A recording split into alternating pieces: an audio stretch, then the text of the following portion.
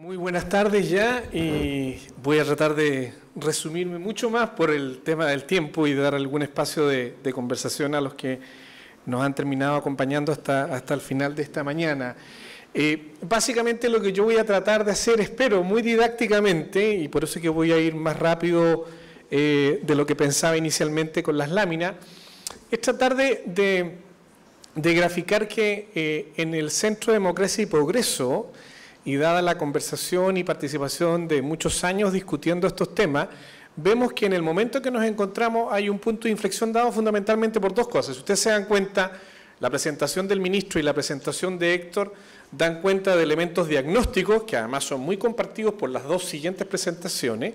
y además dan contexto de potencialidad en el desafío político de ponernos de acuerdo después de prácticamente 13 años de haber hecho la última reforma y de que no hemos podido dar el salto político de los nuevos cambios que el sistema de salud requiere.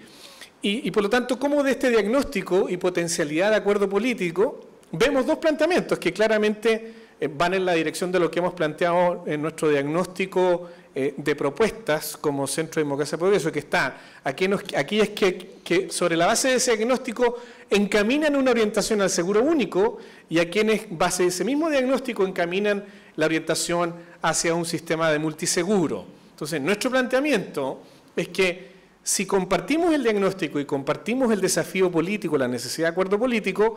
tal vez la concesión política posible, que voy a tratar de explicar a continuación, es que hay etapas, tanto para la lógica del seguro único como para la lógica del seguro multiseguro, que en una etapa 1 o 2 puedan ser etapas comunes y por lo tanto ahí confluir en el acuerdo político posible.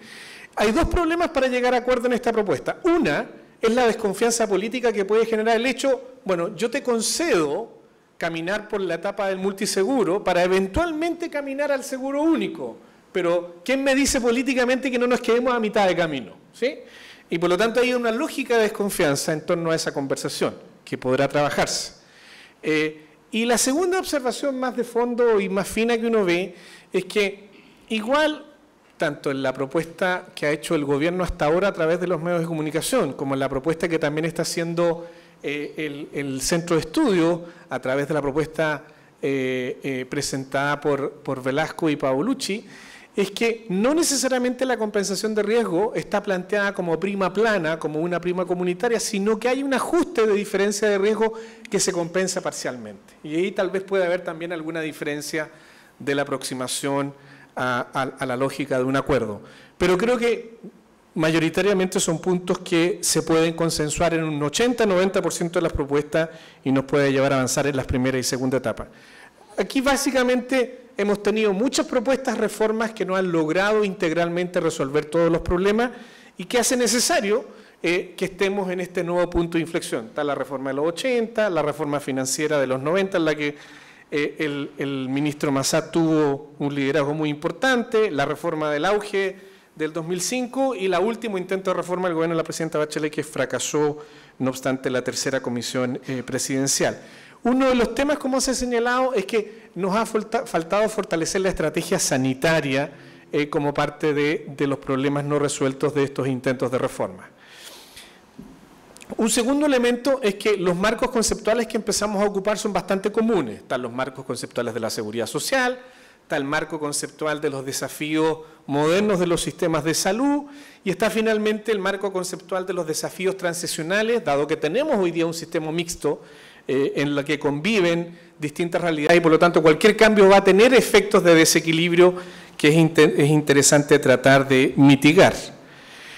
Nosotros en la propuesta de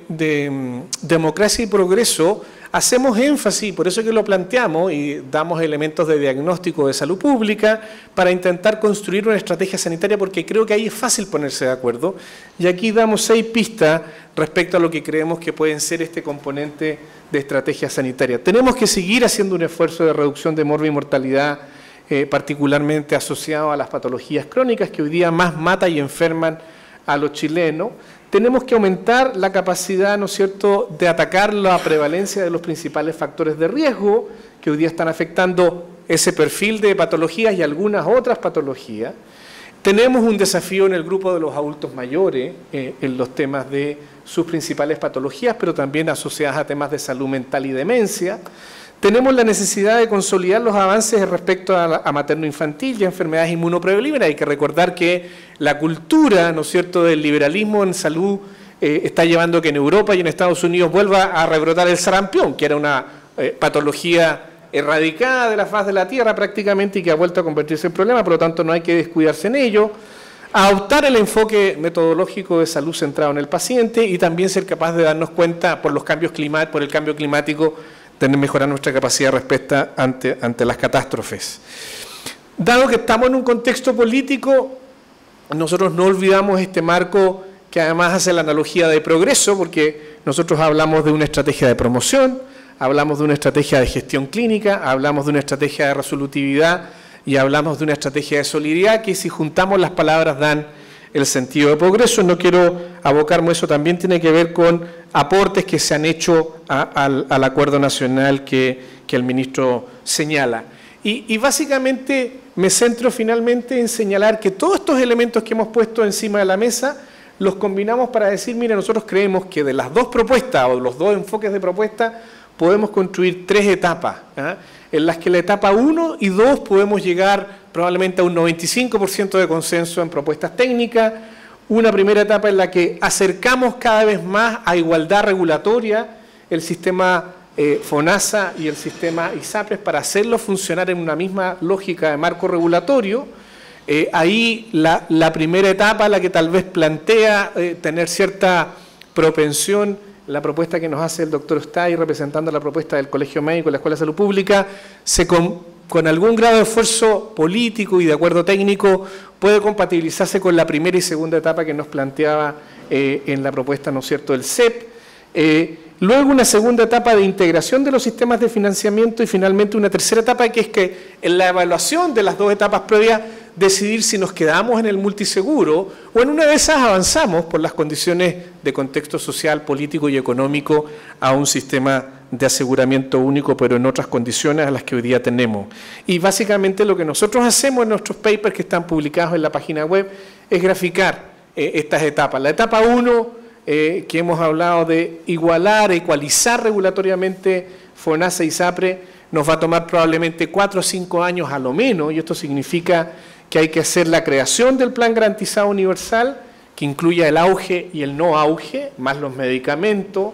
crear una institucionalidad de TESA, que también aquí ha sido consensual en todas las propuestas, la planteó el ministro, lo planteó el doctor Ostay, lo planteó Francisca, y crear una institucionalidad TESA es fundamental para avanzar en estas propuestas, fortalecer la autonomía de la Superintendencia de Salud como rol regulador y fiscalizador, manteniendo todavía la lógica de los dos sistemas separados. Tenemos esta reforma del sector público, fortalecimiento del sector público en la propuesta del doctor Ostay, fortalecimiento del FONASA en el discurso del ministro, y eso significa asignar aporte fiscal en base al costo de un plan garantizado que se calcula, reforma a las redes públicas, que es la propuesta que ha hecho la Escuela de Salud Pública con el CEP y que seguramente, probablemente también comparte la propuesta del Colegio Médico. Está también el tema de avanzar en los cambios del modelo de financiamiento, en la reforma del FONASA, su institucionalidad, mejorar los mecanismos de pago, como ha señalado también el doctor Ostay, y las reformas a modernización de la gestión en el ámbito prestador que llamamos de segunda generación. Y en el sector privado está esta primera etapa que probablemente vamos a conocer en unos días más, o semanas más respecto a la reforma a la ley de ISAPRE, donde nosotros planteamos transformar a las ISAPRE en instituciones privadas de seguridad social, ¿no es cierto?, con un plan garantizado único, sin tabla de factores de riesgo, es decir, con tarifa plana, y ahí puede haber una diferencia que habrá de que discutir cómo consensuar. Se regula el traspaso de población entre subsistemas, se establece la obligatoriedad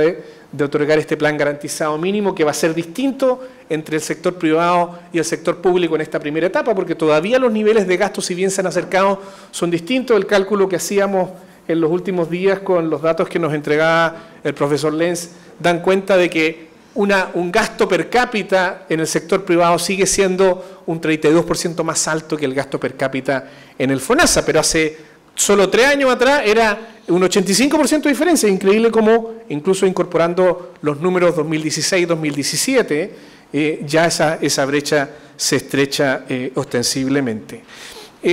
Aquí no quiero ahondar, están las características del componente esencial de la constitución del Plan Garantizado Universal, que insisto, es distinto en esta primera etapa todavía por el nivel de gasto entre uno y otro, pero se acercan las lógicas, para luego pasar a una segunda etapa, y ahí en esta segunda etapa sí avanzamos a un Fondo Único de Compensación de Riesgo, ya FONASA-ISAPRE, después de haber hecho la etapa y evaluado la etapa previa, y ahí integramos los modelos de gestión de red asistencial, integramos la modalidad de compra de soluciones y no de prestaciones, para que tanto prestadores públicos o privados se vuelquen a la oferta de soluciones, tanto un sistema de seguro público modernizado, transformado, fortalecido, y un sistema privado transformado en lógica de seguridad social. Y completada esta etapa que nos va a tomar 8 a 10 años a lo mínimo, y evaluada, pasaríamos a la etapa final, donde podríamos optar, quedarnos con un sistema de fondo único con multiseguro, un fondo único de compensación de riesgo o las opciones alternativas de seguro único. Pero creemos que este es el camino que, si uno trata de construir en un diálogo político que va a seguir incrementando más allá de este seminario, de otros eventos, es plausible que lo que se nos ha presentado aquí como visiones que pudiesen ser contrapuestas se encuentren en una posibilidad común de reforma en esta nueva etapa del sistema de salud chileno. Muchísimas gracias.